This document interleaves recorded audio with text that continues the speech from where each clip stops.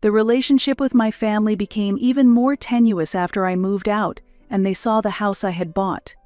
They resorted to legal measures, demanding that the house be given to my sister. They lost the lawsuit and were burdened with a debt of $120,000. I have been dwelling on this issue for a long time, questioning whether I need advice.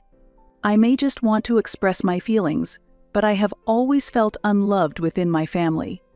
I have a sister, Margaret, who is 5 years younger than me, but we have never gotten along. Her birth seemed to make everything worse. Since childhood, I felt that my parents saw her as the center of their world.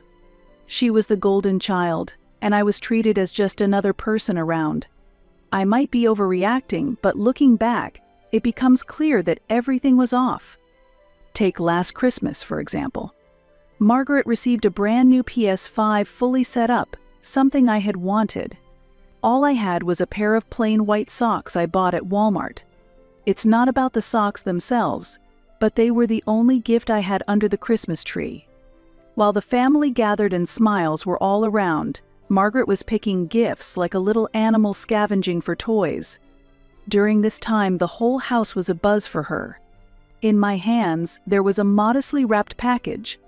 I sat there in new socks, forcing a smile, completely ignored by everyone around. Unbelievably, this wasn't an exceptional occurrence. My life has always followed this pattern. My family doesn't even remember my birthday. The last time they celebrated it was when I was 10. Since then, it's been forgotten, and last year I quietly celebrated with college friends, with not a single congratulatory word, call, or email from my parents. On the other hand, Margaret's birthdays are always a big deal. Last year for her 16th, my parents threw a lavish party. Family and friends were all invited, and amazingly, a trampoline was set up, with entertainers and magicians called in. The house was filled with decorations, and everything was catered professionally. It was like a festival. However, I wasn't even invited to her birthday party, and I didn't know this fact until the day before. When I asked my parents, they explicitly stated they did not want me to participate. To be honest, I was overwhelmed with my studies at the time. That day, I just went out with friends, focusing on distracting myself from the situation. Still, even when sharing time with my family, I felt as if I wasn't really part of the household, and I couldn't shake off the loneliness. But as my own birthday approached this year, a faint hope emerged that maybe something might change. I had given up on expecting much, but I thought maybe they would acknowledge my existence. However, there was no change. The day to spend with my college friends came again. They organized a small but fun party in the dorm. It was a good time, but it was different from being with family. A birthday, even a small one, should be celebrated with family. Margaret's birthdays always made me acutely aware of what I was missing. I remember when she turned 10, my parents decorated the entire house with pirate adventure themes. For my own 10th birthday, I was just thankful to have pizza. The pain isn't just from having fewer presents or parties, it's from feeling unattractive and that this will always be the case. I always kept up good grades, stayed out of trouble, and tried to do what was asked of me, but I realized that it wasn't important. Margaret was always a person who drew others to her. She was sociable and good at sports, possessing qualities completely different from mine, and my parents were very happy when she was born. I remember the excitement when Margaret was born. I imagined we would become best friends, playing video games and getting along like in the movies. But it quickly became clear that Margaret had little interest in me. She enjoyed sports with her friends and always drew attention. I felt as if I were being forgotten entirely. As I grew older, I began to harbor resentment towards her. Initially, I told myself that it wasn't her fault, but she was beginning to understand the extent of her influence. My parents never blamed her for anything. I was always the one blamed. Even when she made mistakes, my parents would just laugh it off. When Margaret broke the TV, she blamed it on me. Her friends were over, and somehow the TV fell off its stand, nearly breaking completely. When my parents came back, Margaret pointed at me and accused me of causing it. I wasn't even home at the time, but my parents believed her, and I was grounded for a month and had my phone taken away. I was treated like a criminal. After that, I withdrew into my own world, spending most of my time in my room or at friends' houses. I desperately wanted to leave home, but every return reminded me of how worthless I felt. My room was a small, suffocating space, in stark contrast to Margaret's room, which brimmed with the latest electronics and posters of her favorite sports teams. She seemed to have her own little empire, and I felt like an invisible shadow. My 18th birthday was unforgettable. I had a slight hope that it might mark a new start as an adult, but I was let down. That morning started like any other. My mother was busy in the kitchen, my father was engrossed in the newspaper, and Margaret was absorbed in her new Xbox. There were no congratulations, no presents, not even a word to acknowledge my birthday. I felt completely ignored in this house. At that moment, I realized nothing would change. Only Margaret was treated specially. She had taken all the love and attention from me and from our parents. I don't know if she was aware of this fact, but she didn't make it an issue. By her actions, I grew to hate her more. I took the necessary measures. That is, I distanced myself from my parents and arranged my life so I didn't have to witness my sister Margaret's blatant favoritism. Being neglected by my family was draining me internally. Because of this, I chose to avoid contact with them. I moved out as soon as possible and started living with university friends. Honestly, there was a sense of relief, like being freed, but I had to make a living. I began freelancing using my talent in graphic design. At first, it was simply to support myself, but gradually, I got more work, received higher evaluations, and became involved in larger projects. I worked tirelessly, late into the nights and over the weekends. I was determined to build my success independently of my family ties. Then, at the age of 24, a wonderful opportunity came my way. It was meeting a person named Todd. He had all the qualities I was looking for, and was the ideal partner. He was intelligent, ambitious, and had a generous heart. He was also freelancing, specifically managing social media for small and medium businesses. We hit it off right away and started collaborating on various projects. We supported each other and grew in our respective fields.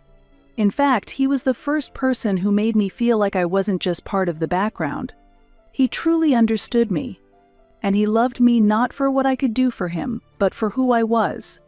His care was not out of obligation, but from genuine feelings. As our careers stabilized, we began to dream bigger futures together. After dating for a year, we moved in together. Things progressed smoothly. We made a bold plan to dip into our savings and buy a home. We were not looking for just an ordinary house, but something special. After a long search, we found a sprawling 3-story house in the suburbs. It was more expensive than we expected, but we managed to pay for it with our combined income. We were very happy. It was truly our dream.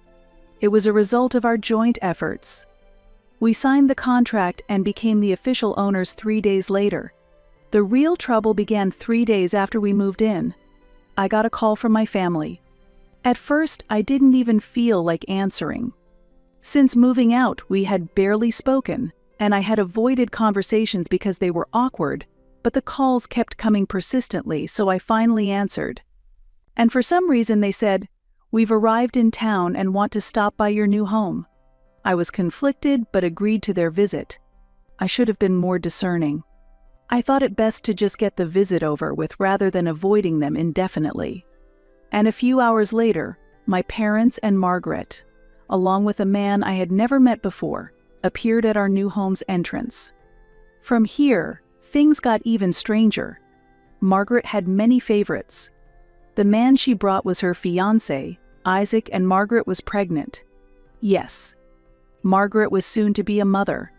Not a single person had told me that my sister was engaged, let alone the fact that she was expecting a child. That was a wake-up call for me. Before even entering the house, my father started making passive-aggressive comments. "Oh, so this is the house you bought. I didn't think you could afford something like this." He said it in a way that seemed to look down on me. But I didn't let it bother me.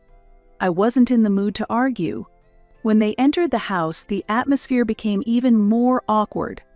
My mother tried to talk to Todd, but he sensed something was off, glanced at me, and asked what was going on here.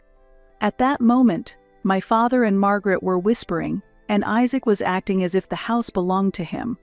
Then suddenly, my father made an unexpected statement and began to speak decisively.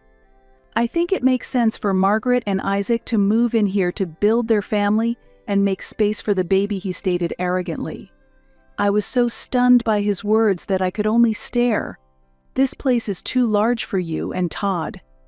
My father continued, ignoring how upset I was. "Margaret and Isaac really need a large place like this to raise a child. You two don't need all this space." I couldn't believe my ears. My father looked me straight in the eye, and what he said next made me feel indignant. "This is no joke. It's time for you to step aside. You should give up what your sister needs. The family should come first, and she is starting a new family. You and Todd can find a smaller place.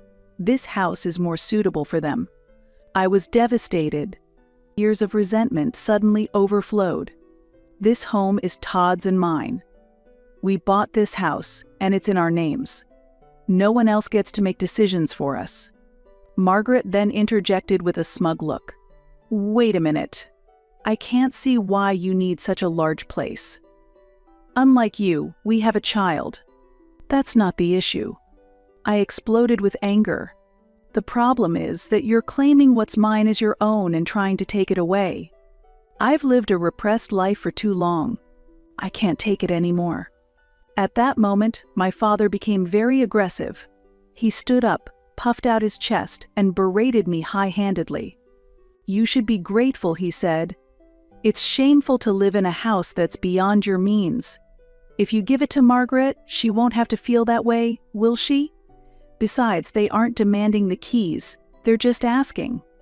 Whether you like it or not, this house becoming Margaret's is inevitable," he added. At that point, my anger finally erupted. Unable to grasp what was happening, I lunged at my father and pinned him against the wall. "Get out of this house right now," I shouted. Todd tried to calm us down, but I couldn't stop. Years of anger erupted all at once. My father pushed back, and without realizing it, we were fighting and yelling at each other. My mother and Margaret were screaming, and Isaac was frantically making a phone call in the corner. The fight didn't stop until the police arrived. It must have been Isaac who called the police. The situation spiraled out of control, and they separated us, handcuffed my father and me, and took us to the police car. I never thought it would come to this. I never expected my father would try to take the house from me, and as a result, I ended up in jail. Hours later, Todd paid my bail, but the damage was already severe. My family was irreparably broken, but it wasn't over yet. Things got even worse. My father cunningly decided to sue me over the house, arguing that Margaret and Isaac needed it more than I did, demanding that I hand it over, and actually took the matter to court. I couldn't hide my shock at his audacious actions. Thus, we went to court. I hired a lawyer and gathered all documents proving the house was registered in my name, preparing for the most crucial battle of my life. However, I had something hidden. There were traces of mental and psychological abuse I had suffered over the years, and I intended to reveal them. I collected evidence. Emails, text messages, and even witnesses, including friends who had observed my parents' behavior towards me over the years, were gathered to testify. We brought all this to court. My lawyer emphasized not only that the house belonged to me, but also that I was a victim of neglect and psychological abuse in the past. The trial lasted several months, and my father used various tactics to demean me. He portrayed himself as a loving father who was doing his best for the family. Margaret and Isaac played the victims, pleading that they needed the house for their baby and condemning me for not giving it up as selfish, but they were not successful. When the verdict was finally announced, I felt relieved of a huge burden. The court ruled in my favor and further ordered my father to pay $120,000 in damages for the mental and psychological abuse. For the first time in my life, I felt that justice was served as someone stood up for my rights. Following the judgment, I decided to completely cut off contact with my parents and Margaret. I could no longer endure manipulation, falsehoods, and unfair favoritism.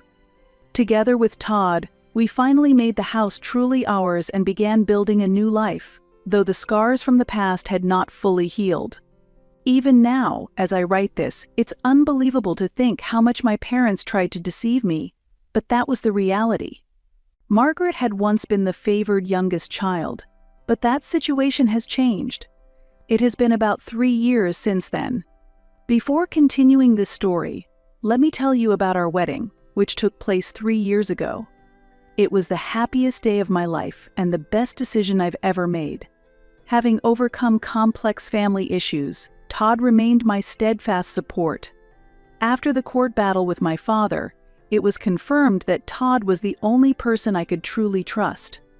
We had a small, intimate ceremony with just Todd's close friends and relatives, without inviting my parents, sister, or any other family members.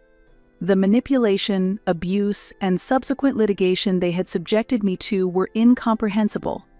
I didn't want their toxic behavior to ruin my wedding day, as I had fully realized their true nature. However, a few days after the wedding, I received a long guilt-inducing email from my mother, expressing how hurt she was for not being invited. How she found out remains unclear. My father did not attempt to contact me, which was fine by me, but Margaret seemed to have lost her self-control. This was predictable. Margaret had always been the golden child, constantly striving to please our parents. She never accepted responsibility for her life, always shifting blame for her mistakes onto others.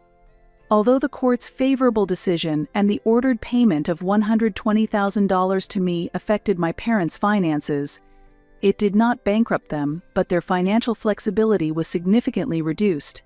Spoiled throughout her life, Margaret could not handle this new reality.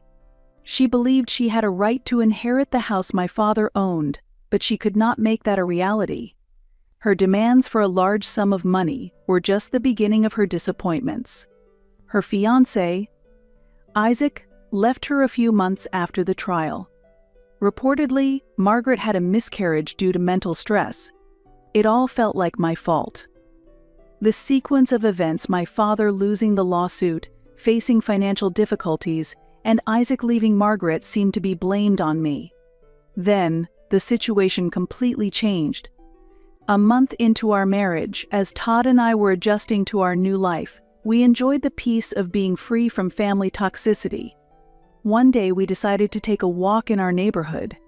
As we strolled down the quiet streets, we breathed in the fresh air, refreshing our spirits. It was supposed to be a normal day. We had walked about half a block when we encountered Margaret. She was standing on the corner, staring intently at me. Her eyes were filled with anger. My heart froze in an instant. I hadn't seen her since the trial, and I couldn't understand why she would suddenly appear near me. Confused, I yelled, "What are you doing here?" Before I could grasp the situation, she charged at me. In her hand was an iron rod, apparently taken from a construction site. I tried to retreat, screaming, but she was too fast. She swung the rod and hit my abdomen before I could react. Pain shot through me instantly, sharp as if my ribs were engulfed in flames. I bent over, gasping for breath, but Margaret's attack was not over yet. She swung the rod down again, this time aiming at my feet. The rod struck my left shin with a sickening sound, and I collapsed weakly onto the sidewalk. "You ruined my life." Margaret continued to shout, trembling with anger. "It's all your fault. You caused our father's financial collapse. It's your fault Isaac left. Everything broke because of you." I managed to stand and tried to defend myself, but my body wouldn't move properly. I'm not sure how much time passed, but gradually I heard voices growing louder in the distance. There were shouts from people around and footsteps rushing towards me. I saw someone grab Margaret and pull her away, but my consciousness was fading and I couldn't grasp what was happening. When I regained consciousness, I was in a hospital bed. Todd was sitting beside me, his face pale and his eyes red with tears. I tried to speak, but my throat was dry and my body screamed in pain. "Are you okay?" Todd whispered as he gripped my hand tightly. "I'm okay." But I was far from okay. I had multiple broken ribs, a fractured left leg, and a broken right arm. The doctor told me it was fortunate that I had survived. If it hadn't been for the bystanders who intervened, Margaret might have killed me. I had to call the police to stop her. Margaret was arrested at the scene and handcuffed while I lay bleeding on the sidewalk. Afterwards, my consciousness faded and I remained in a dazed state. Under the influence of pain medication, my body slowly began to recover, and during that time, Todd stayed by my side constantly. He managed everything, including the police reports, insurance paperwork, and hiring a lawyer in preparation for the upcoming trial. A trial was scheduled because Margaret faced serious charges for assault with a weapon, and given the severity of my injuries, she was looking at a long-term sentence. Once I was conscious and could understand the situation, Todd explained everything to me. After being abandoned by Isaac, Margaret had a mental breakdown. She fell into severe depression and, according to the police report, refused to acknowledge her own failings, instead shifting all the blame onto me. Margaret, who had waited outside my house for hours and brought an iron rod from a nearby construction site to attack me, told the police she did not regret her actions. When questioned by the police, she justified her behavior by claiming that I had destroyed her life and was merely seeking justice. She truly believed that I was the cause of all the problems she faced, including her fiancé leaving her and her father's financial troubles. I spent a long time in the hospital recovering from my fractures, and every day was painful. The ongoing physical therapy, relentless medical examinations, and the looming pressure of the trial weighed heavily on me. I couldn't walk for an extended period, and even after being discharged from the hospital, I needed crutches and arm support for a while. The doctors warned me that it could take months to fully recover, and there was a possibility that I might not completely regain my prior level of function. Months of treatment and recovery later, the trial against Margaret began. Margaret pleaded not guilty, holding on to the misguided belief that her actions were absolutely justified. She felt that I was to blame for the situation that had influenced her actions. Her defense argued that she acted out of mental distress and that a series of familial events had destabilized her mental state. However, the evidence presented in court strongly suggested her guilt.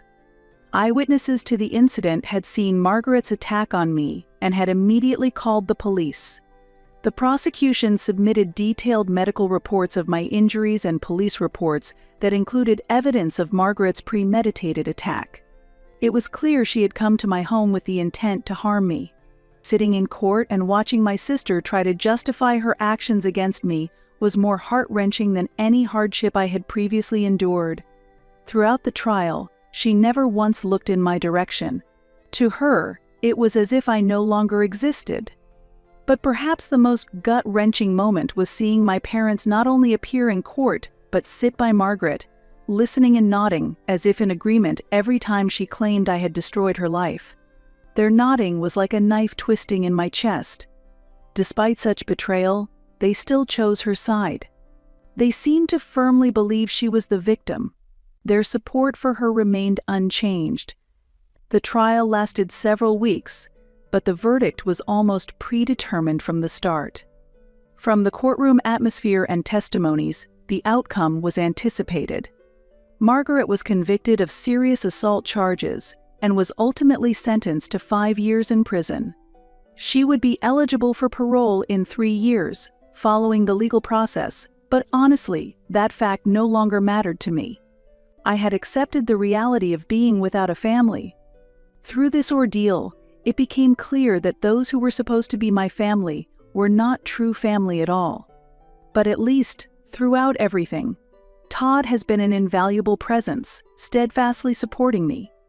He faced every difficult situation unflinchingly, always standing with me and providing strong support. We are focused on moving forward positively. I am gradually recovering, both physically and mentally, and I'm starting to see a brighter future ahead, little by little. I continue to receive therapy consistently to overcome the trauma of past events, but it's a slow and lengthy process. There are days when I feel better than the previous day and can genuinely appreciate my progress, but there are also challenging days when it's hard to face myself. The reflection in the mirror feels starkly different from who I once was. I cannot predict what the future holds, but I've resolved to cherish each day as it comes. And now, at least, I have a clear understanding of who I can truly trust.